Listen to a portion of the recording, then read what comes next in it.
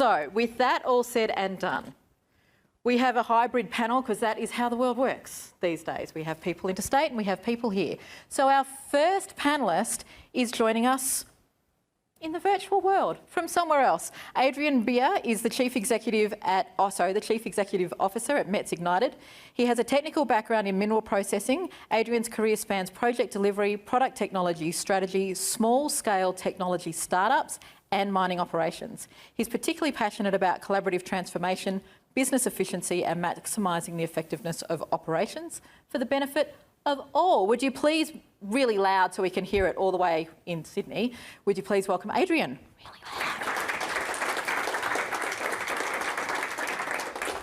Next, we have somebody in real life. Mark Davis is the Group Executive of Safety, Technical and Projects at Rio Tinto.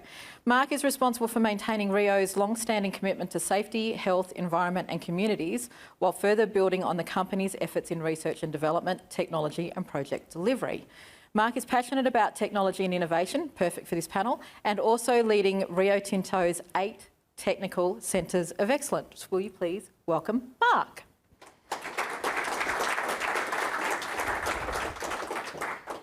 Next, we have Dr. Shana Glover, who is the co-founder and CEO of Envelo.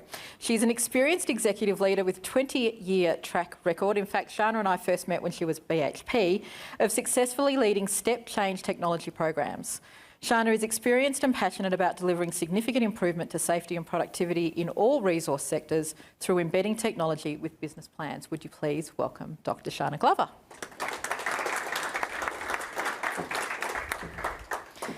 And as she reads ahead to see all of the words that she's not going to be able to pronounce in one paragraph, our final panellist also joins us remotely. What gave it away? The lack of chairs on the stage. John Varginis is an experienced metallurgist, engineer and consultant, as well as founder and managing director of Metallurgical Systems, which brings data and analytics into the minerals processing sector. He's passionate about increasing transparency and improving compliance in the global mining sector. Would you please welcome John?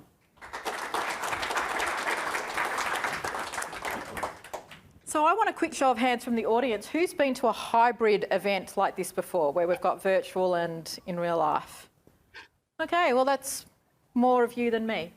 So we're about to find out how this rolls this evening. I want to kick off the conversation by just a really basic definition question. So Adrian, I'm going to ask you to kick us off. Tell us, one, a little bit more about you if I missed something, and two, tell us what innovation means to you. Thanks. Yeah, thanks for the starter. A bit more about, I think you covered most of it for me. I'm sort of inch deep, mile wide, being flat around the sector, and I think probably know most of the folks in the room. Shana and I have already spent a few sessions today on video links, so nice to see you again, Shana. For me, innovation, there's the very sort of clunky definitional new process, new technology, new service, that side. But for me, it's new ideas is probably the key, but it's also, innovation can also be about a problem. So an innovative way of looking at a problem as opposed to it always being about a solution. Sometimes framing problems in different ways generates innovative solutions. So innovation for me is all about ideas and sort of creativity. And that creativity isn't always about solutions. Sometimes it's a creative way of looking at a problem. I love that. And it's exactly what I was talking to my team about today. Let's make sure we're framing the problem in a way that will pop some different solutions. From your perspective, Mark, tell us, well, if I missed anything, what else do you want us to know about you? And what does innovation mean to you at Rio Tinto? I don't think you missed anything. I just sort of build on that first answer. Innovation is clearly about new thinking and new approaches to solve problems, and reframing problems is a way to do that. But for me, I think the core of making innovation work, it's about the people. It's about actually giving people the room to move, to think differently, to approach the problem, to empower them, and that's the core of those new ideas to solve a problem. Beautiful. Shana. I don't think you missed a lot about, obviously, Envelo, but I wanted to highlight Minister Stewart's comment around, I'm the Director of Robotics Australia Group, which is a not-for-profit, and what we're really working on is building a sovereign capability in robotics and automation in this country. And to Minister Stewart's comment, we are leaders very much in robotics and automation, particularly coming out of resources, and we don't maximise that opportunity. We don't build on it, and we don't export, based on that capability. So I just wanted to add that around some of the things I do in my day. And then I wanted to talk about innovation. For me, sort of three things which builds very much on ideas. I think everyone's got that common, but for me, it's so much about people. So it's about building on ideas. And to me, that means listening is number two, and then number three is I'm such a fan of the first follower to create a movement. I don't know if people have seen that video, but I talk about that all the time because a lot of the good innovations I have been part of in my career, I didn't necessarily have to have the bright idea. I knew some really smart people who struggled to pull the whole thing together to get it delivered. So it was actually getting a diverse bunch of people together and follow somebody else to actually see a good idea through to fruition. Yeah, beautiful. Thank you. John, you get the lucky last word on this particular round. What does innovation mean to you? Are you going to be controversial and give us a different definition, or...? No, not really. I think everyone's covered it, so it sort of left me very little scope to move. I guess it is about new ideas and new ways to look at things. And I guess that's the core of innovation. But I guess if I wanted to focus, I always look at the innovation, the adoption of innovation is all around technology, people and process. Without having those three things in place, nothing happens. Technology on its own does nothing. It's all about people and process to actually realise the benefits of that innovation. But new ideas, but yeah, I think everyone covered it well. Beautiful, thank you. So remembering, audience, that this is your event. So if you have a question, just raise a hand. A microphone will come to you, and I will also note that you want to ask a question. So don't be shy, and there has to be a first. Okay, so, oh look, yes! We have a first question. So there's a microphone coming your way. While the microphone is coming over to this person here, I hope there's a microphone coming your way. I'm sure people can hear me. And I'll repeat it for the guys at home. Yeah, go for it. Shoot. I'm good at projecting. So there's lots of companies that are very, or they talk the talk, if you like, about welcoming innovation and new ideas. But then the dinosaurs come out of the woodwork when it comes to actually doing something about those ideas. So I'm interested in people's observations about what's good in that space in terms of facilitating that and working to overcome that often entrenched resistance. So to repeat, particularly for our panellists who would have only got that via our mics, the question was around there's often not a lack of good ideas. In fact, there's plenty of good ideas, but where it gets stuck is the dinosaurs. Either squash the ideas or they squash the process that allows those ideas to come through. Shana and I were talking about this in the before we started, so I might throw to you first. How do we overcome the dinosaurs, or how do we get ideas through? Yeah, I think, Kat, for me, it's so important in the company to, wherever you are, and the operations, to have people who you allow to be a little more entrepreneurial, I call it, because you're often in a big organisation and you're trying to innovate, and those people are so important to cherish, and they're often a bit diverse, as you can tell, I am, and we're a little different, we're a bit left of centre, but those people are really important because they connect you with an ecosystem outside your company and often outside your industry, and so they bring that sort of fresh thinking and show inside your organisation what's possible, because I think it's generally fear. I don't think people purposely stomp on an idea, but they really think, particularly in mining, they think this is hard and this has never been done before, whereas my experience, it's always usually been done somewhere, but often in another industry sector. And so we need to look much more as an industry, particularly with Industry 4.0 and the technologies that are here. We need to spend more time and allowing some people in our organisation to connect cross-sector to actually transfer in technologies, because that's still innovation, but often it's already been done somewhere else. John, you mentioned that there are three key elements to innovation: technology, people and process. Sitting in a bureaucratic environment like a local council, process squashes a lot of things. How do you advise clients to adopt processes that allow innovation to happen? Yeah, I think that, I'm not sure who asked the question, I didn't hear your name, but you've basically hit on one of my biggest frustrations. You're right. There are so many great technologies out there, and the thing is, most of them are proven elsewhere and within our industry. But there is a real problem with adoption and of technology, particularly within the Australian resource sector. You see what happens globally, and there's a real rapid uptake on it, and it all comes from, I guess, wanting better outcomes and engaged leadership. Like it's people wanting to make things happen. What I find is within a lot of companies, there is a lot of inertia around trying to maintain status quo or not trying something new. And the bigger the organisation is, the more difficult that is, because a lot of the innovations we introduce are disruptive, and it disrupts the rest of the organisation. So inevitably, if you try to make that happen from within the organisation, the rest of the organisation finds it so disruptive that it tries to choke it out and tries to stop that innovation from happening. So there's lots of factors that all feed into this, but really the key to success is engaged leadership and a willingness to, I guess, adopt change. Mark, from your perspective in a Rio Tinto large company? Look, I would actually build on that, and I think it is about leadership. I think it's about leadership setting sort of a clear context, clear objectives, and actually giving people permission to challenge the status quo. And I think that leadership actually has to go beyond just, here's what we want to achieve, but actually identify some of the barriers, because there are processes that are absolutely barriers to adopting innovation. And if you're being very clear, this is where we want to go, you need to figure out the barriers and you need to remove them. Adrian, I'm going to let you wrap up on that.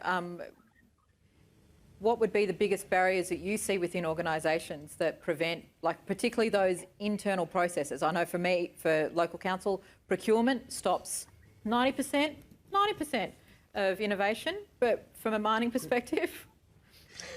Yeah, no, it's common, and I spent some time in two of the world's largest industrial companies, and it was a similar challenge, right? To me, what everyone described really is about a culture, and being willing. You've got to have a creative culture and a willingness to try things differently, and sometimes it also comes to metrics that define an outcome as opposed to a specific task. Like if you keep just using same old KPIs, same old metrics, don't really know why you've got them, but you just got to deliver against them, you lose any creativity. And some organisations are based in their success is based entirely on being consistent and not having variability and not wanting new ideas. So there's also places not to innovate.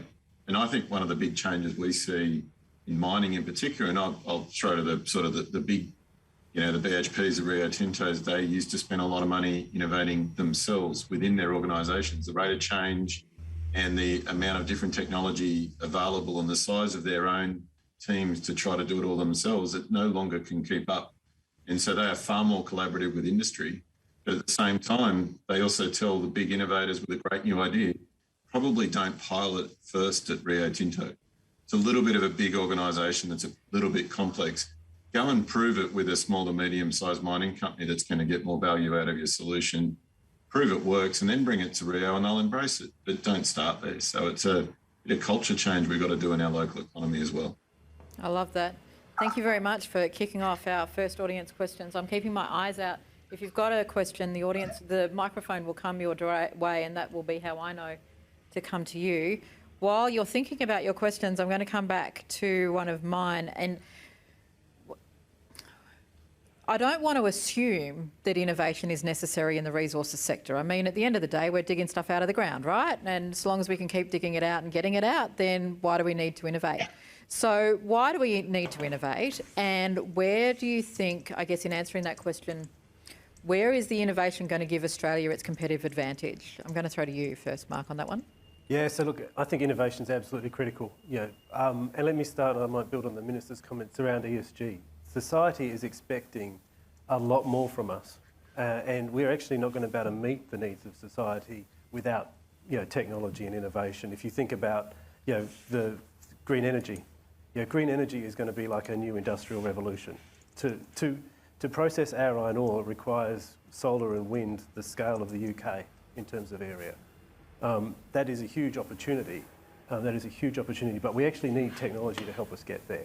And so I think to meet the demands of society, to meet, to continue to be more productive, we have to innovate. We have to get better every day. It's that sort of idea of continuous improvement and addressing, societal expectations. And so the technology, when you talk about green energy, the scale of the UK and needing technology, do we know what technology we need right now, or do we just know the problems that we're trying to solve? I think we just know the problems we're trying to solve. Yeah. Shana? I think, in line with obviously the ESG comment, decarbonisation for our existing industries is really, going to continue to put pressure on us, and that's not light pressure. Shareholders are voting with their feet on these things, around any company size. So that's going to really drive. And then, obviously the critical minerals is going to be a huge opportunity for Australia. And I think innovation and technology is so critical in those areas for us to, like, if you think about critical minerals, we're probably going to see a move away from what I call the bulk solids handling, which is our experience as a country. There's sort of, how many millions and millions of tonnes can we move, in our business, it's going to move to smaller mines. And so the ability to be productive, and deal with pandemics, and supply chain security and sovereign capability, you're going to have to actually use a lot more technology, or otherwise we're just actually not going to make money out of these mines. Whereas we've probably had the luxury of having some of the world's best, big resource basins in iron ore, and here in Queensland in energy and met coal. So I think for me that's a fundamental shift that, a bit to Adrian's comment, we can't just sit and rely on BHP and Rio in those bulk solid businesses, because they're very high margin businesses generally, and they're driven by huge volume. That's generally how they, make great money out of them. So we really do need to look to these new mining companies that are coming to the fore, and then obviously the utilisation of those technologies and electrification, is just going to be a huge driver. Adrian, do you agree? Anything to add? Yeah, no, I agree, and I think, I used the Rio and BHP example before for a reason, right? They spend a lot of money on innovation, and they are really leaning into the market to understand what's out there, and they're doing a much better job than they did in the past of articulating the value to their business that innovation will bring. And they're fostering that collaboration, which we're going to need. But I think as a sector, we've got to remember sort of ingenuity's been at the heart of mining for forever, and just listening, again, Minister Stewart talking about Cloncurry and like Great Australia operation, I had the pleasure of working at for a couple of years. And, Ernest Henry, that was what, 1860, 1870, when that whole area was developed initially, and there's now still innovation centres. So it's this constant drive because the variables change, and it's whether it's social licence to operate, whether it's alternate sources of energy, whether it's about safety and the changes to the risks in the mining processes as we get harder to reach, harder to treat. It's more difficult to find some of these commodities. As to Shana's point, we go into critical minerals, we go into some other metals that we're going to be smaller scale operations. It'll be 3 to 5 years, not 30-year mine life. So we've got to build it and take it back down, or share the facility across multiple. There's a whole set of dynamics that create a whole series of new challenges and innovation to overcome them. And it's not always technology, business model, the approach. So the vanadium miners at the moment are looking at an aggregated facility for processing. So rather than any one company building one processing plant, building a collective plant that meets the general needs of a few, that innovative business model is another way to approach. Don't leave me out, Kat. Yeah, go on, John. Sorry, I've been busting to answer this. Okay. I could feel you even from here. I almost jumped out of my seat when you said that mining is just about digging. It is about so much more. Everything we have as a society. It was so easy. Everything we have as a society is either dug out of the ground or grown out of the ground. Now, mining is actually, the first part is, yes, identifying resources, extracting that. But then there's the whole downstream refining. There are so many processes along the way that we need to do to make materials that then go into our manufacturing capability. Now, from where I sit, I can see that Australia is almost regressing to a quarry. We are not a quarry. We have an incredible educated workforce. We have incredible resources. We should be doing more, particularly in downstream processing and manufacturing. So mining really is the heart of all of that. It starts the process off. And then I think, Shana, you touched on decarbonisation and energy. This is the other area. Energy policy is something where we really need to start having some proper conversations about how we do this. I mean, the UK has about 25,000 megawatts worth of installed wind power. Some days it only produces 30 megawatts. So we need cheap, reliable and clean energy. And our current technology mix is just not going to deliver that. So it's things like we need to start considering things like nuclear. We're not going to have a good manufacturing industry without cheap, available power. Sorry, I could go on a little bit more, but and that's really the only way to decarbonise. Like every other process reduces carbon a bit, but doesn't decarbonise. So I'm going to pick up on that. We'll stay with you, John. This manufacturing downstream piece, I'm seeing consistently across a number of industries. Being in Ipswich, we see this in the defence sector. In fact, there is a strong push to develop sovereign capability to supply to defence. When you think about supplying to defence, really, that's a manufacturing capability. You're saying the same thing here, and of course, with global supply chain issues that have occurred out of COVID, there's been a lot of conversation about onshoring again. Mm-hmm. What does this room need to do to stimulate that conversation and to stimulate those supply chain innovations? Yeah, I think, as the Minister pointed out, we really do have a once-in-a-lifetime opportunity here to really rebuild that sovereign capability around manufacturing. I think I read somewhere that we ship out $100 million of lithium that's turned into $17 billion worth of batteries elsewhere. We have the capability. We have the resources. The only thing stopping us is energy. And cheap, accessible energy. And it's important that we look at renewables, it's important that we look at green energy, but we also have to be realistic and come up with credible plans to ensure that can happen in a carbon-friendly way. I'm going to open that. Yeah, Mark. Yeah, I think there's probably two drivers. I think the Minister touched on one around the consumer demand for traceable, clean, green, socially responsible, products, and I think if we play into that, that's a great opportunity. The other thing that I think is a great opportunity, and for Australia, is actually the green energy. We actually have a natural abundance. For wind and solar, we are very well positioned if you look at a global map.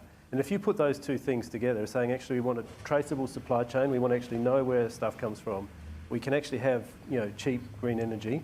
That actually really gives you a lever to sort of look at expanding the supply chain beyond the digging, into a much broader effort. Shana, Adrian? Yeah, I think from my perspective, we definitely, we've generally stayed upstream as an industry in Australia, and we are going to go downstream more, due to all these pressures, sovereign capability, shortening supply chains, value, sending it offshore. But there's a direct correlation between manufacturing and downstream processing and innovation. So if you actually go and look at the data, they're directly correlated. So by default, we're going to need to become incredibly better with innovation than what I actually, over my whole career in the resources industry, I've actually seen us lose our capability since I started as a chemical engineer back in 1990. We've got worse. I started on the steel side of BHP. And so I found, because we were more downstream, we were highly innovative. So I think innovation is going to need to come much more back into our vocabulary and what we do. And I think it still is a real weakness for us in the resources industry. Something we're going to have to work out how to solve. Or all these things we're talking about are actually not going to happen, and we will lose this opportunity that Australia can capitalise on, because I don't think we do a lot of great research and development. We have a lot of great IP, and a lot of it's stranded in this country, particularly a lot of IP that's done around the resources industry. So we still fail to commercialise the technology, in our operations. Back to this conversation we had at the start around, well, why does it get normed out? We shouldn't take that conversation lightly. We need to work out what are those barriers and hit them hard, and hit them soon, or we will lose the opportunity that I think COVID and many things have opened up. It really is a race. We're not the only country thinking about it. We have probably some of the best resources, so we need to walk through that door or run through it, or we'll miss the opportunity. So I've got a question over the back here, but before I go to the question, Adrian had something to add. And Adrian, in particular, I'd like you to maybe shed some light on who's going to lead that business model innovation that's going to allow us to do this downstream value add piece. Yeah, look, we're fraught with opportunity in this country. The lucky part about our sector is the amount of investment the mining companies have made in our research and innovation over 30, 40 years. It's been a sustained and ongoing investment. I think, a few sort of cross-sector examples as well. So MIMS, Mining Information Management System, was developed by Comalco in Australia. That's became Ellipse. It's a product, unfortunately, now owned by a global technology company. But it was built by Mincom here in Australia. It also runs the Australian Defence Force Military Inventory Logistics Information System, or MILIS, is built off the back of a mining piece of software, and that cross-industry collaboration has been there for a long time, but it was the downstream production. But parking that one for a moment, I think, we also, the Minister gave us homework and talking about what our sector delivers to the planet. I mean, we're talking about the critical minerals and metals required for our survival as a species on the planet and for the sustainable way of doing so. So we've got to remember the ingredients for all the solutions that we need for sustainability come from the mining sector. How do we therefore address more of that? And then how do we in Australia do more downstream production and value add? As an example, at the moment, there's a new lithium oxide processing plant being built in Germany that is going to process lithium oxide ore coming out of Ontario, Canada. Now, anyone who says that Australia's energy costs are too high or our labour costs are too high or we've got all these complexities that stop us from having scale or whatever, if you think practically about Germany being the most cost-effective place to build a lithium oxide processing plant from an ore body in Canada, I think we can do it. So there's plenty of capability. We've got plenty of experience. We've got 40 years of sustained investment. The lever that needs to change, to the final part of your question, is we actually need to convert that innovation into products and services and make them available for the entire market. We have relied too much for too long on the investment of our primary industries into our research and innovation ecosystem, but they have directly benefited from it for their operational performance, for safety, reliability. We've never converted the research into products and services and sold them on to other markets. And if we look at our CRC programs and our ARC programs, we invest more than most in research and innovation around our sector, but we don't do a great job of productising it and commercialising it, making it available for everyone and other industries in the global market. Yep, expand the market, expand the market, expand the market. We have a question at the back of the room. Thank you very much. How do I frame this the right way in 160 characters or less? 144, sorry. Maybe the question is, if you were totally unbounded, unconstrained, what would be the most radical business model innovation that you could think of that would transform the industry as we know it? What an awesome question. What is the most radical business model innovation you could imagine that would drive the innovation that we want? Everyone's pausing. Yeah, Adrian's first up. Go for it. Selective extraction.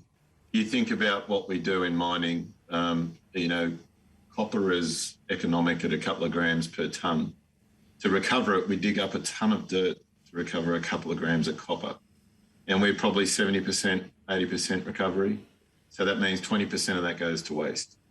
So if we can find a way to selectively extract minerals without moving all the dirt around it, that would be, in terms of energy intensity, environmental footprint, there's a whole range of different opportunities that would open up. So in the same way we do keyhole surgery in the medical sector, how do we do keyhole surgery in the mining sector? You've got a follow-up question, Adrian? What's stopping us from doing that? Did you get that? What's stopping us from doing that? It's Money, technically unviable. intellect, technology, or will? Yeah, probably all of the above. And I think it's the 10-year horizon versus where we are today. So you can't just make that step change without a few increments along the way. The good news is some of the newer minerals and metals that are in higher demand and also cycling as the technologies around battery and energy storage, chemistry and that change means that there are more likely candidates available, and there is things, I was trying to think, the Australian National University doing research on a membrane technology for extracting rare earths out of tailings, and it's plant-based proteins.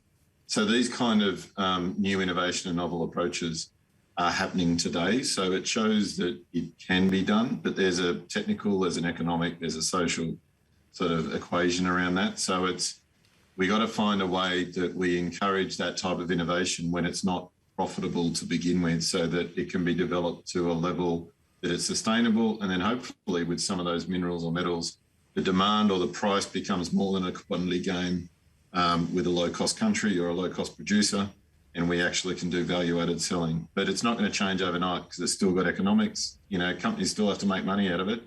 Innovators still need to find a way to deploy solutions that are great in a lab, but not necessarily in the field. So there's a bit of work to do yet. Adrian, just so you know, there was a lot of nods in the room, including from the Minister. So I'm aware that you don't have the visual cues that we do. Before I throw to our next question, because the microphone has already been passed on, John, Shana, Mark, anybody wanted to add to that question? Yeah, I thought John would. Well, I want to be less radical. Like I like Adrian's idea of using nanobots to go and selectively pull out all the copper out of the ground. But if I could be less radical, I think our industry, there's a lot of steps in between where we are now and where that is. And even things like reporting of our performance.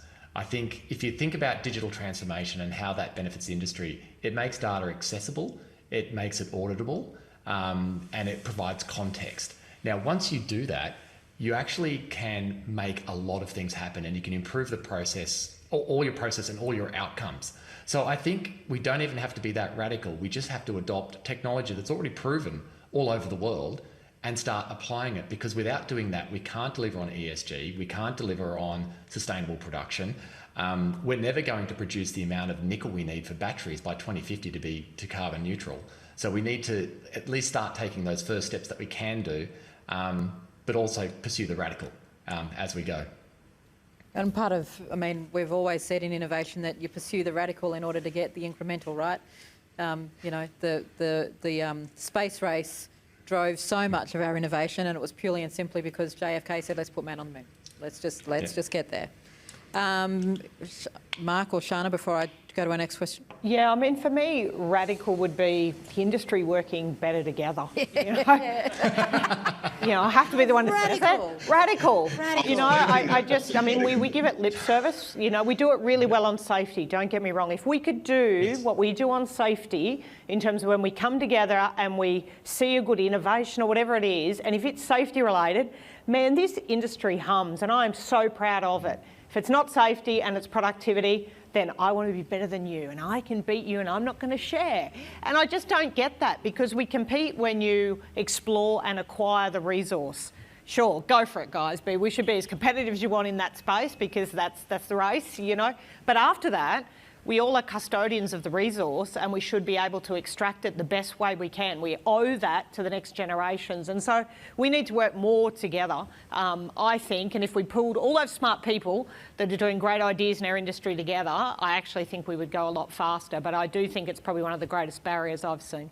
Well, and as I keep reminding people too, when we compete against each other within a domestic context, we're literally screwing ourselves over, because the competition's not in the room, the competition is global. Yep. Mark?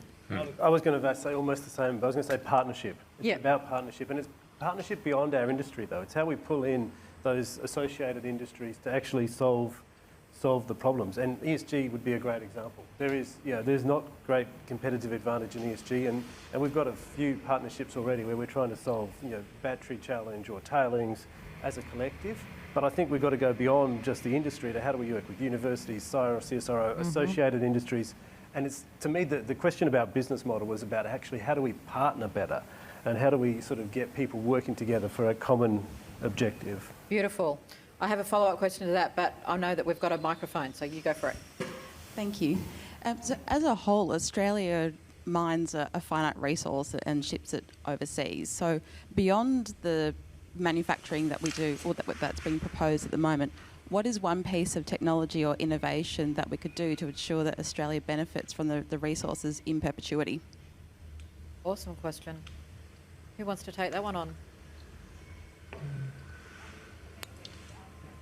I always bang on, and the Tech Council, if anyone's seen Australia's just stood up a Technology Council. Woohoo! Sorry.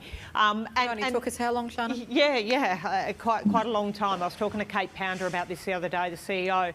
And to your point, we have such an obligation to build a true technology industry, no matter what it is. If it's robotics and automation, we're great at field robotics, on the back of on the back of this great resource that we actually have. And I think we fundamentally fail as a country. It's not onus fully on the resources sector to do that, but I think we need to do that. It's our obligation, and we have so many, to Minister's point, so many great technologies that we fail to actually I suppose commercialise and put on the world stage for other sectors or export. And for me, I just think it's it's something I would like to see the resources sector. It does spend a lot of money and have a lot of great innovations to kind of foster that more, particularly in Australia, because it's a circular kind of economy thing. It feeds back into your company because you're building the digital skills of the future. And I'm not just talking about people who do university degrees here. I'm really passionate about the trades, and digitising the skill set in our trades, because they're going to have to be the one who are maintaining much more highly digital robotic operations out there. So I think that's something we as a country we need to sort out, and Tech Council's a good first step. Mark, you're representing Rio Tinto. I mean, you're the biggest company on the stage. Where do you see the technology that can enable us to get more out of the resources, finite resources? I think the getting more out of the finite resources is, I think, how we extract out of tailings, how we process some of the micro elements. There's obviously an opportunity there about how we maximise the ore body, because we only recover 60 or 70% of the ore body normally. But what I would do, and just to build on that, I think there's another dimension where we can actually add perpetual value. And if you think about low carbon energy being a competitive advantage in the future, if we can work off the demand and the baseload of mining to build that green energy infrastructure, that is something that goes forever. And you can tie your downstream processing, you've got your technology, your innovation, your capabilities that you build, but actually cheap carbon-free energy, that's a competitive advantage in the future world. Yeah. If I can add to this one as well, Kat. Yeah, sorry. Go for it, John. I'm going to. I just wanted to say, I think if we're going to maximise for future generations as well, if you think about it, I think if you dig up a magnesium ore, it's worth $60 a tonne. If you process it into a magnesia using energy to make pure magnesia, it's $300 a tonne. If you make it into dead burn magnesia, it's $600 a tonne for the same parcel. If you then make it pure enough to go into a cosmetic, it's now at $6,000 a tonne. So if we want to extract the maximum value out of what is our finite resources, it's all about ensuring that we can actually process it into the highest value commodity that we then use in something else, rather than shipping it at a low value. There's so much to be gained by processing ourselves, and I think ESG also helps deliver on that in value as well. Sorry. No, I like it. Thank you. Adrian, did you want to add anything before I throw to the next question? Yeah, I did. I paused when the in perpetuity was chucked in as the last two words. I went, I'll rethink. But no, we spend a lot of time and effort supporting the primary industries that drive our export growth. And if you're, as a country, you look at GDP contribution in our major primary industries, you can kind of understand why.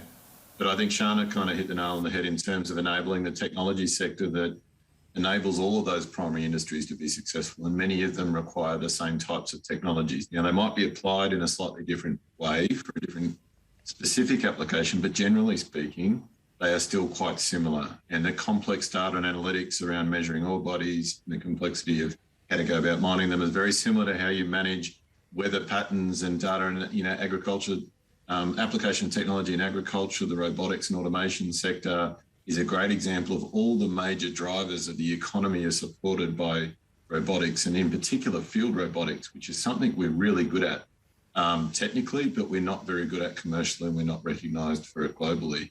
So if we can, instead of focusing on the consumers of our innovation and technology in this country, start to support the producers of the technology and innovation and turn technology into a segment of the economy in its own right, that's going to give us something to manufacture. We talk about federal government modern manufacturing strategies. well, field of dreams. What are we going to manufacture? It could be the technologies that drive most of our primary industries if we can commercialise them locally. Wouldn't that be pretty awesome? Mm. Before I come to our next question, I just want to if over this side of the room, if you've got a question, you're going to have to wave at me just because I've kind of got that half back thing going on. So don't feel like you can't ask a question. Just put your hand up. There is someone right behind. Oh, there is one. See, literally right behind the lectern. Please, go for it. Thanks very much. The objective of most, I'll try not to make this too obscure, the objective of most mineral resource legislation, and in Australia, of course, the people own the resource, is to optimise the resource for the people's use. Are the people, and perhaps through their elected representatives, but are the people sufficiently demanding enough in terms of what that optimal use is? I freaking love that question because I was going to talk about expanding marketplaces. So yes, do our customers, are they sophisticated enough to know what to ask for and what to demand of their local producers? John's already shaking his head. Go for it. No. I think as a society as a whole, where things come from is not well understood. And that's probably the biggest barrier that we have.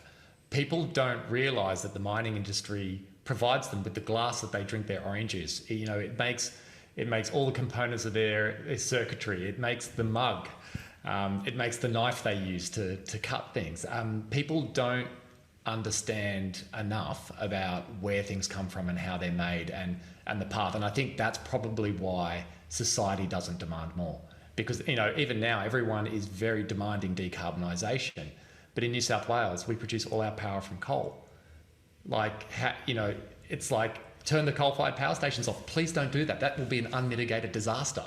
It's about how do you actually move away from that, in a sensible and structured way. Shana? Yeah, I think, certainly, I don't think people demand enough of us, but I also think the transparency is not always there.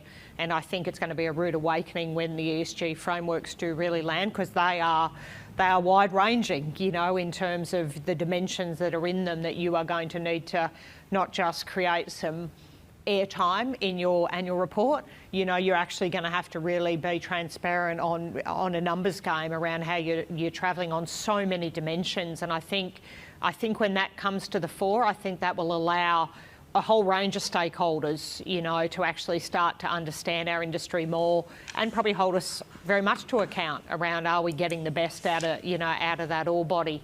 And particularly also in the circular economy space, I think, people will start to understand that, mining's, we need it, we need our phones and that sort of stuff, but I think they'll be starting to go, well, hang on, obviously mine closure is one of those things that's kind of lurking in our back closet, particularly here in Australia and in Queensland, around our future land use, of our depleted mines. And so I think we need to really, as an industry, and ESG will demand this, start really having an honest conversation. And there's such an opportunity there, and again, it comes cross-sector.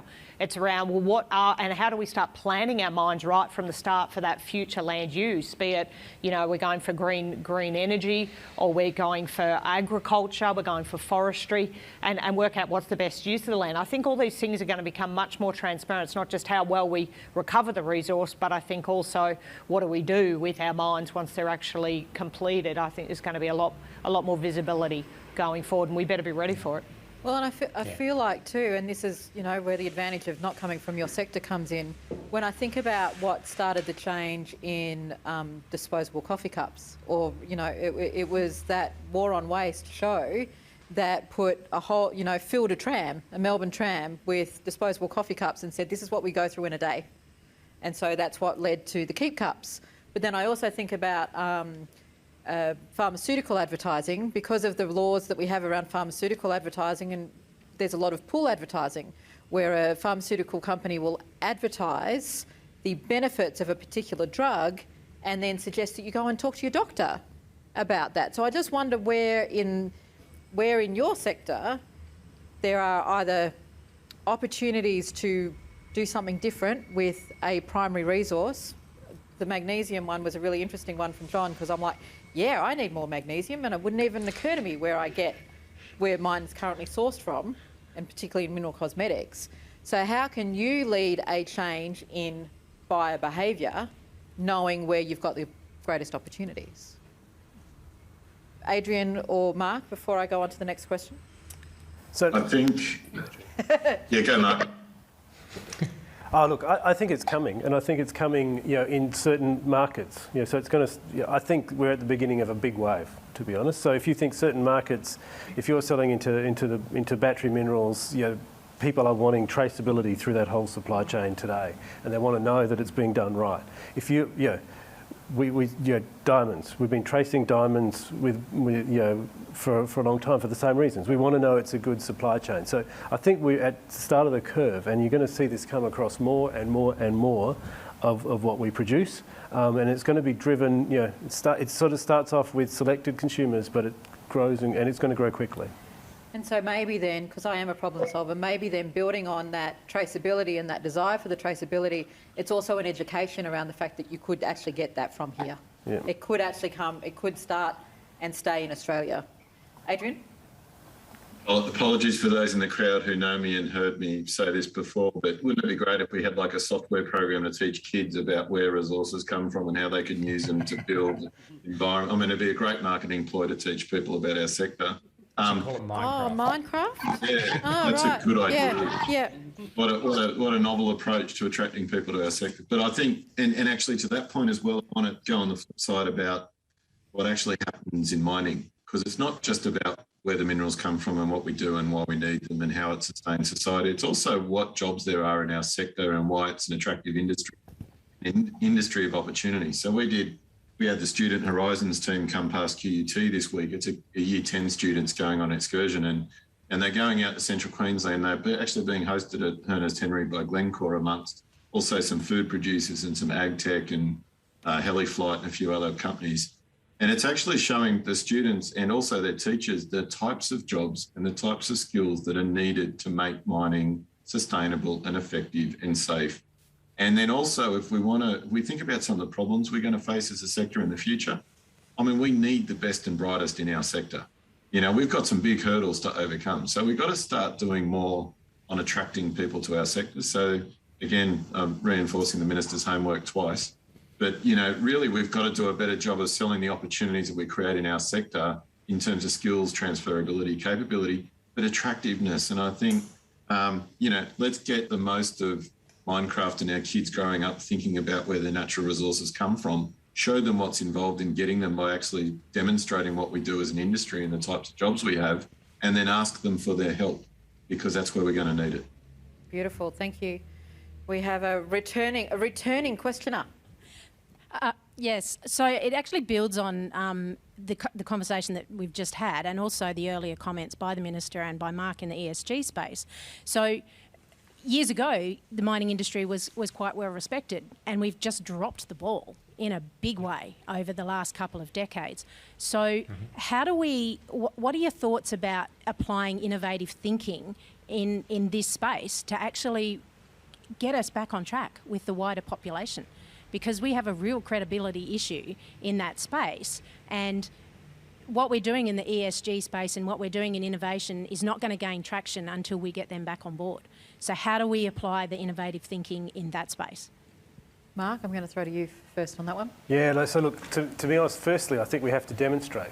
People don't believe what you say, they believe what they see you do. And so I think we're going to have to improve our performance.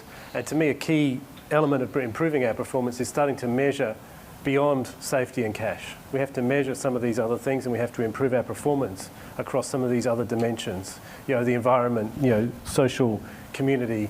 We actually have to measure, be transparent and demonstrate real progress. So I think that's the only way we are going to actually lift our perception with society. Now, within that, absolutely innovation as to how we do better at each of those things, how we even do better at measuring and communicating, but we actually have to, they're going to see what we do, not what we say.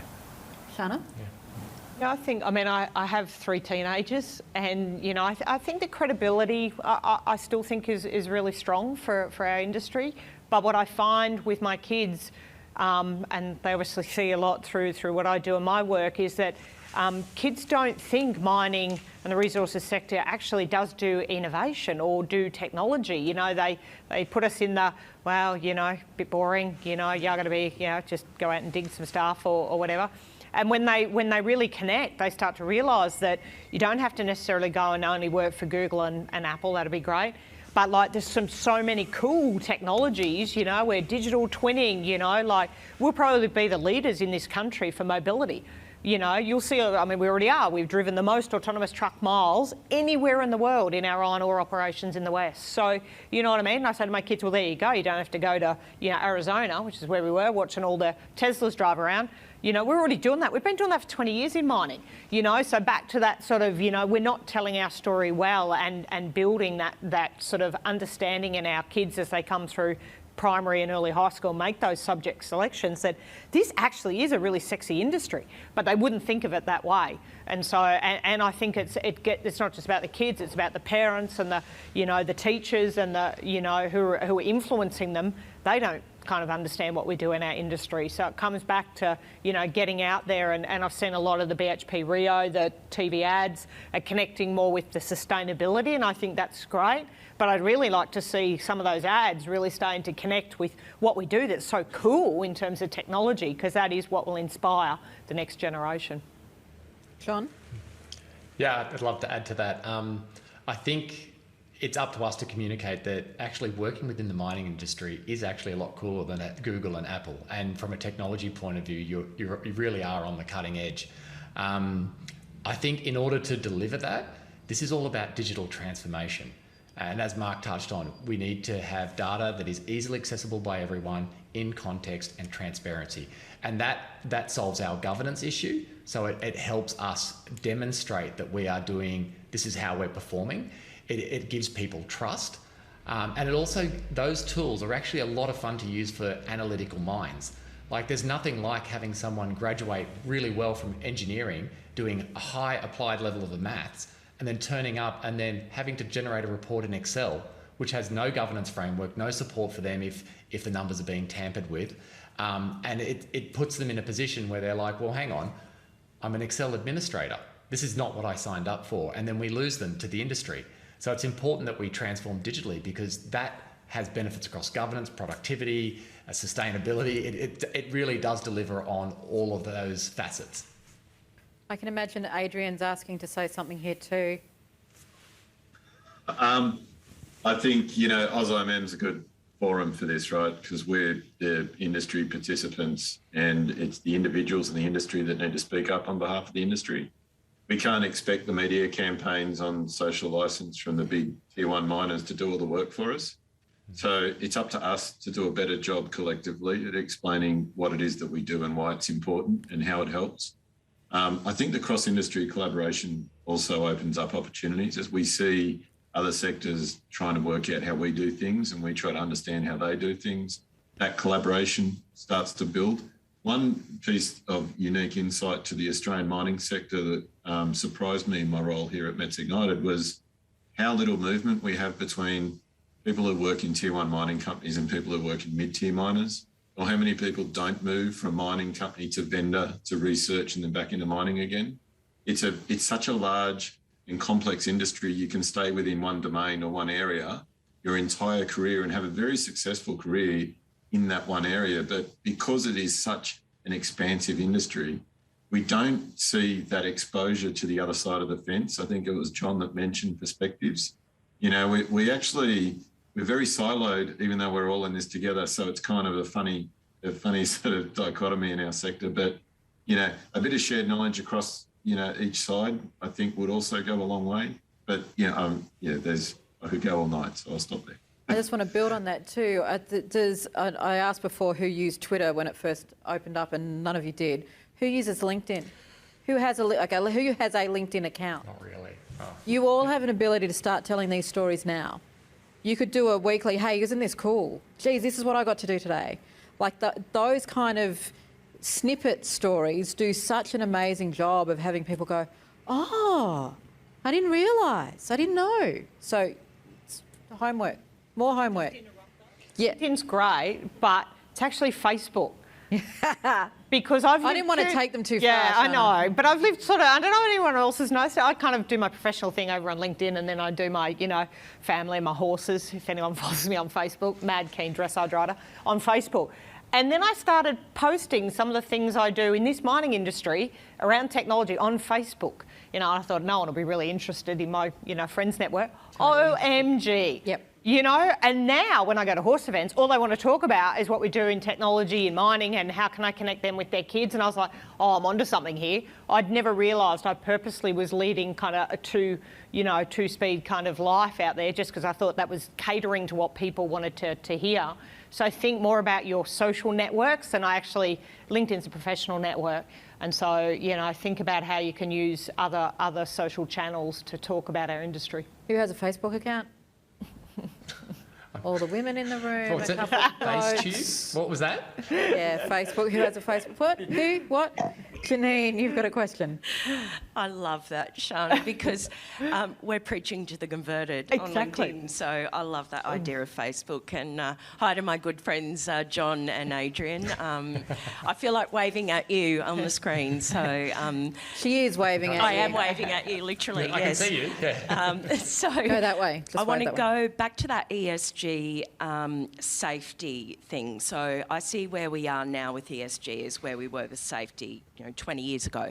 So how do we use innovation to get that collaboration that we had with safety? So, how do we tackle the environmental problems, the post-mining land use, our social performance and our governance? I think innovation could play a really big role in moving us forward there, and we need to collaborate on that. So how do we take our collaboration lessons of safety into ESG? Shana?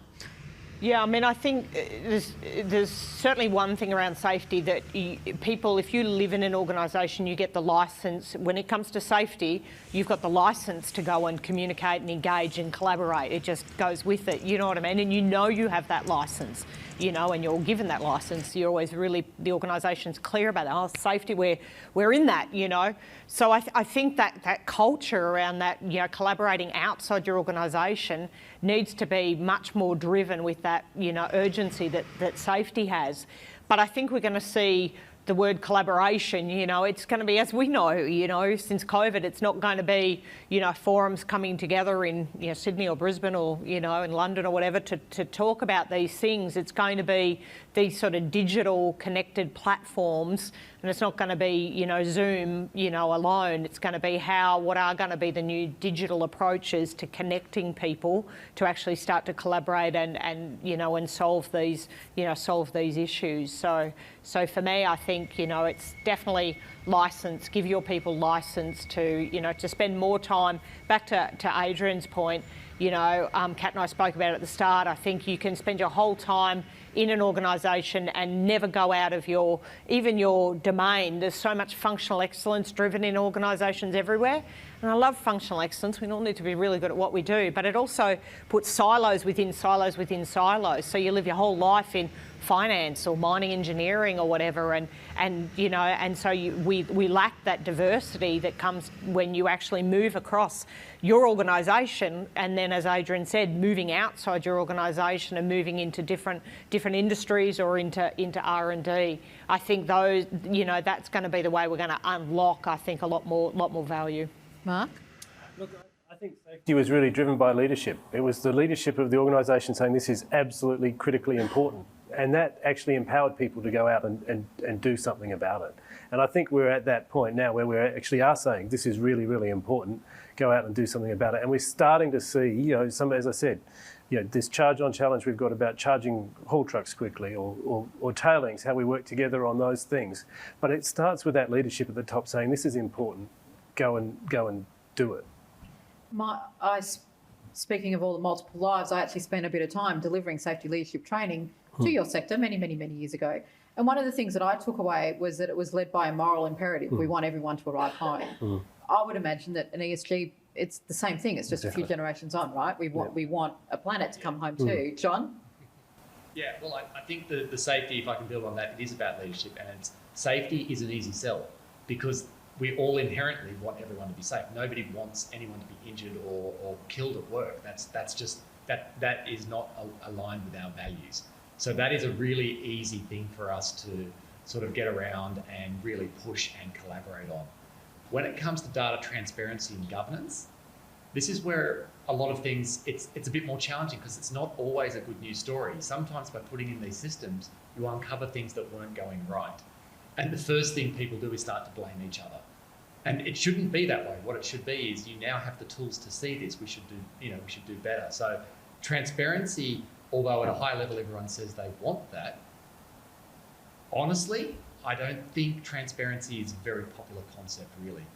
I think most people are happy with 80% transparency or something like that, but not full. But we can't deliver on all of those other things, and we can't collaborate until we have that data transparency specifically. And that is in everything from governance to all our outcomes. I'm not going to give Adrian a chance to answer that question because I have a final question from the audience. And the reason I'm letting the gentleman know that it's a final is because you need to be so fast. So fast. Mm-hmm. Yeah, I think digital is going to be one part of the transformation, but there's going to be technology, hardware transformation. So how do we test out, evaluate, and reduce the financial and safety and legislative risks that come with the testing that change? See, that's such a question for you, Adrian. How do we test out all of the risk of the big, heavy, hard infrastructure pieces? Simple collaboration, and while I resisted making that comment around how innovation happens at the beginning, collaboration is a great way to manage risk. But it also allows multiple different companies to bring the same problem to the table, so there's a greater effort from the market to address it. And we see that, the Charge-On example that Mark mentioned is a great example, and there's the Electric Mine Consortium, that's another one, where there's groups of miners defining what the problem is that they need solved and what it's worth. And by doing that, and by sharing the risk and the responsibility, collectively making a decision about improving a situation in the operations and showing the industry that there is a market demand for that, it's going to attract researchers, it's going to attract investors, it's going to attract vendors, it's going to attract startups and innovators. So placing a demand and a value on something by the end industry operators will attract solutions from the market. But if you can't quantify the opportunity, you won't deliver a result.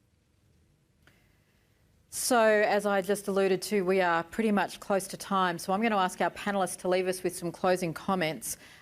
We obviously have now opened up more questions than we gave you answers, which is exactly what a good thought leadership event is all about. And before we go, I'm going to ask you to do some things as you network. So, John, can you kick us off with a quick closing comment? Quick closing comment. Oh, I have no idea. I guess in the near term, I think the digital transformation is something that our industry has to deliver on to actually deliver the outcomes around ESG value and perpetual value for our industry. These things need to happen. It will attract new people. It will give us more credibility. And really, it's up to everyone within this room or within our industry to actually challenge the status quo and try and do it. It's not always a risk, and the technology often exists. And it has been proven. So it's important to keep an open mind and to challenge that status quo. Thank you, John. Shana? Yeah, for me, we're such an industry of a pioneering spirit, and so it really is taking that pioneering spirit and having a go, on small scale, with innovation and technology more than what we do today. And really that sort of, collaboration that Adrian was talking about, I don't think we fully comprehended yet how that digital thing will also connect us in a way that if you are demonstrating technologies at your site, how do we become as an industry here in Australia a bunch of connected demonstration sites in something that you're specifically doing and provide that real open door. We're seeing Oz Minerals do that with Akani Nagura.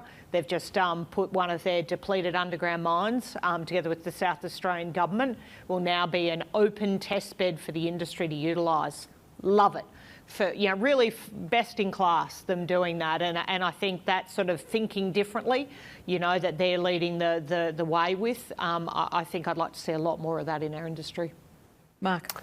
I would sum it up as people and partnerships. I think the people side, if we can give people clarity of objective and a direction, if we can empower them, and if we can work together and bring the best minds and their best expertise on those clear objectives, on those clear problem statements, that'll be what drives it. And Adrian. Mark, I was going to say something very similar, so point well made. So instead I'll say, wouldn't it be nice if I'll pick on UQ because you're all there in Brisbane. Let's get the environmental science students in a room with the business students and the School of Mines and have a great debate about the future of the economy. And let's do that at every university around the country, and let's create some thought leadership across different disciplines about how we sustain tomorrow. I think those are the types of motivating conversations for the next generation who are going to inherit the challenges we're currently facing. Thank you very much. I'm going to stand just so I can connect with the guys who were missing me most of that. As we wrap up this panel conversation, and I'm serious when I say that we've given you more questions than answers, which I think is a demonstration of exactly what innovation is. Every single person in this room has the ability, has the connections, has the networks, has the experience to do their bit towards innovation. And in case you're sitting there thinking that it's somebody else's job, it's the person who sits in the innovation team, whatever the innovation team is, BS. My 8 years as Brisbane's Chief Digital Officer had me realise that there is no one person and no one single innovation that was driven by a person. Innovation comes because people like Shana and Mark and Adrian and John keep pushing, keep navigating, keep creating those pathways. So, you know, we heard tonight about partnerships, we heard today about breaking down processes. Sometimes those processes that we break down are overt and sometimes they're covert. Sometimes we do stuff on the side and then we go, oh, look at that, it worked. So in addition to the Minister's homework, I highly, highly, highly invite you to think about what can you do? Out of everything that you've heard tonight, out of everything that you've heard out of the AusIMM series, what can you do? And how do you keep doing it? How do you keep doing it on a daily basis? So this isn't just something that we're still talking about in 5, 6, 10 or 15 years, because what I get most excited about when I sit in these conversations, totally out of my industry, is that despite the external rhetoric about how screwed we are on so many different fronts, this industry is actually leading the way. You are asking the right questions, you want to make the change, you want to drive these market shifts, so just do it. Literally just do it. You quite literally have the opportunity. So with that, I would like to hand over to Dave Clark, the President of AusIMM, to make some closing remarks. Thank you for letting a complete numpty, an industry outsider facilitate this conversation, and thank you for having me again at the AusIMM. And here's Dave. Thank you, Kat. On behalf of AusIMM, I want to commend our panellists for such a thought-provoking discussion. Thank you to Adrian Beer, Mark Davies, Dr. Shana Glover and John Vaginas for your excellent insights. With the increased pace and scale of change in the resources industry, we really need to harness new technology and innovative thinking. Professionals working in mining have a critical role to play in leading the way on a whole range of advances that will transform our businesses. We also have a really strong role to play in supporting innovations in other sectors, such as energy, telecommunications, and transport technologies. I'm very proud that AusIMM is leading the conversation on mining technology and innovation, and helping bring together key thinkers and decision makers to influence positive change.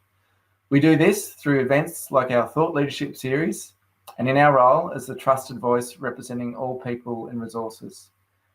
Many of our other professional development activities, from our conferences to our online courses, cover a range of mining technology and innovation topics, such as our Future Mining Conference or our online course on process automation.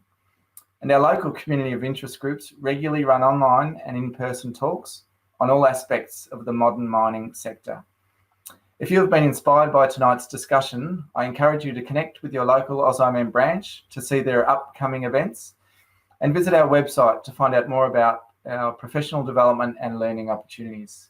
I would like to thank our series partners for their ongoing support. Our signature partner, PwC, major partners, Ausenco, Bloomberg, NEF, Fortescue Metals Group, Metallurgical Systems, Metz Ignited, and Rio Tinto. And all our series and supporting partners for your ongoing support of AusIMM and our Thought Leadership series. And we have another fantastic opportunity next week as our series concludes. Tune in on Thursday, 16th September, as we are joined by Dr. Kwesi Ampofo, Head of Metals and Mining at Bloomberg NEF as we discuss emerging critical minerals. It promises to be another fascinating discussion. Thank you all for joining us from all over the world. We greatly appreciate your support, and we are looking forward to seeing you all again soon. Thank you.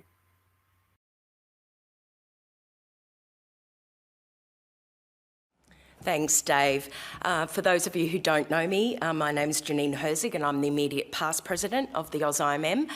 So whilst Dave couldn't be with us tonight, I was very fortunate to be able to come over from Adelaide and spend some time in my home state of Queensland. So I've already been here for 2 weeks and I'm staying on for the New Leaders Conference in a few weeks' time as well. So I'd like to echo Dave's comments and personally thank our panellists, Adrian and John, who are online, and Mark and Shana here in person, for all your insights.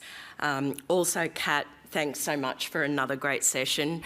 We worked with Kat last year on our Thought Leadership series when I was president, and it's so wonderful to meet her in person.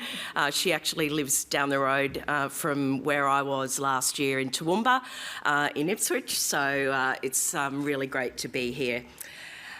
Also acknowledge our distinguished guest, the Honourable Scott Stewart. Love the homework like everybody else. 2 years ago, we were actually in this room and Ian Macfarlane stood up and talked about how we as a sector need to think more like politicians and sing our own praises over and over again until we're basically sick of the sound of our own voices. So I'd also like to acknowledge Katrina Crook and Mark Noppy, who are also on our board. I'd also like to thank PwC, our long-standing partner on this Thought Leadership series, and thanks to Debbie and Carla and the team for hosting us. Always hard to do closings. I've done a lot of them over the last few years, and I know you're all keen to have a drink, but I would like to make just a couple of quick observations.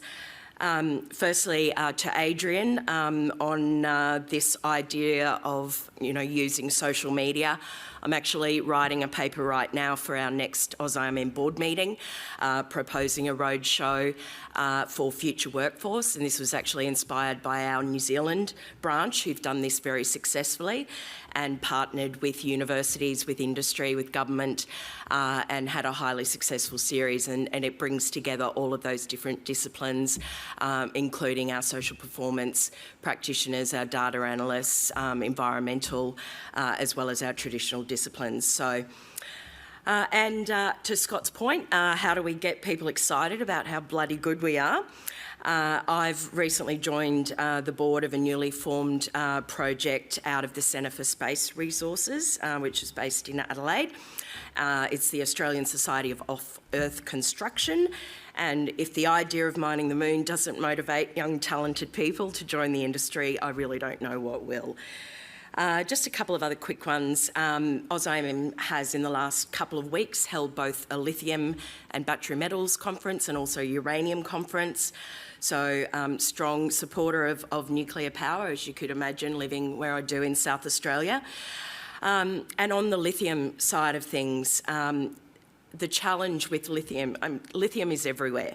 The challenge is the extraction and the downstream processing, which a couple of panellists talked about, but also how we define the resource, because the JORC code at the moment does not work very well for brines. So we have brine guidelines, but how do you deal with something that's constantly moving around in the water system? It's another challenge for us as we go through our current major update of the JORC code.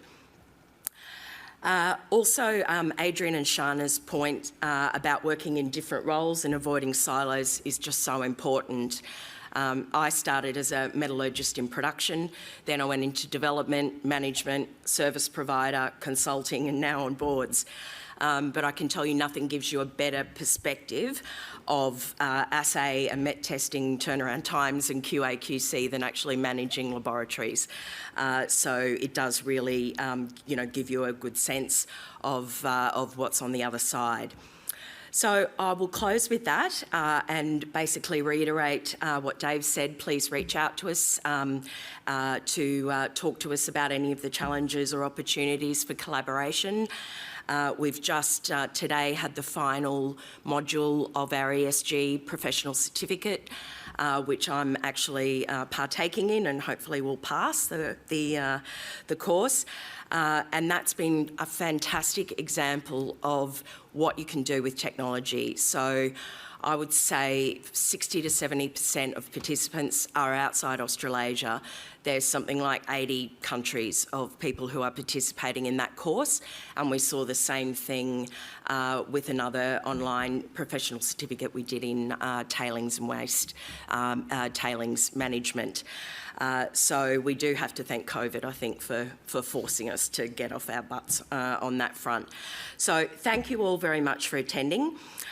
We now have beverages and canapes and a chance for everyone to connect and network. So please enjoy the rest of the night.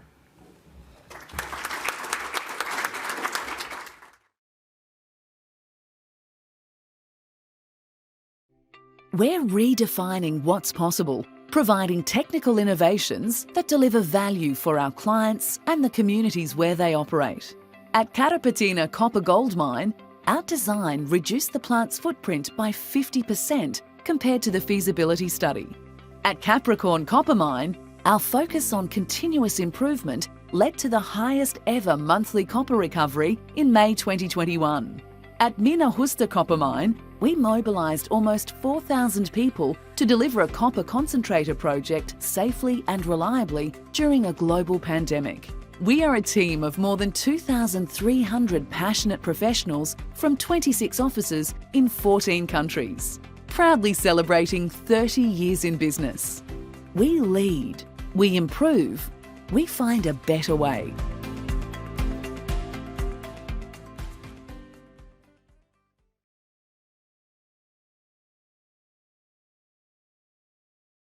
We all understand the significant role the resources sector plays in the national economy.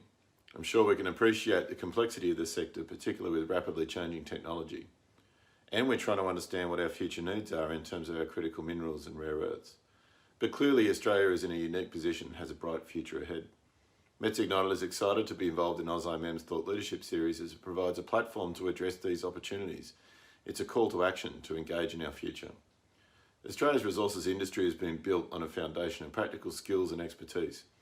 We can no longer depend on a single mining company, technology vendor, a global equipment manufacturer, or even an engineering services company to address all the future needs of our sector.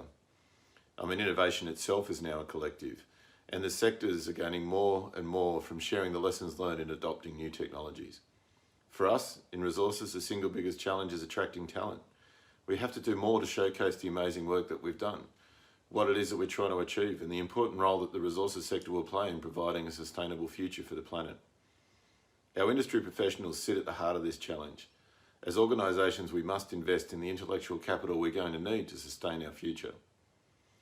AusIMM's Thought Leadership Series is a fantastic platform for this conversation, and we welcome the opportunity to participate.